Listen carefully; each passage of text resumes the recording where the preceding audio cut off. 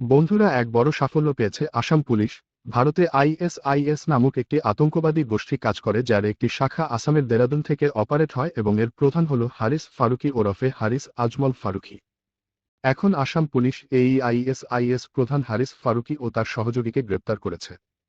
একটি বিবৃতিতে আসাম পুলিশের প্রধান জনসংযোগ কর্মকর্তা প্রণবজ্যোতি গোস্বামী বলেছেন যে একটি গোপন সংবাদের ভিত্তিতে স্পেশাল টাস্ক ফোর্স এসটিএফ ধর্মশালা এলাকা থেকে তাদের গ্রেপ্তার করেছে। অপরাধীদের ধরার জন্য আন্তর্জাতিক সীমান্ত এলাকায় একটি ম্যানহান্ট শুরু করা হয়েছিল। 20 মার্চ ভোর 4:15 অভিযুক্ত ব্যক্তিদের আন্তর্জাতিক সীমান্ত অতিক্রম করার পরে ধুবড়ীর ধর্মশালা এলাকায় শনাক্ত করে তাদের গ্রেপ্তার করা হয়।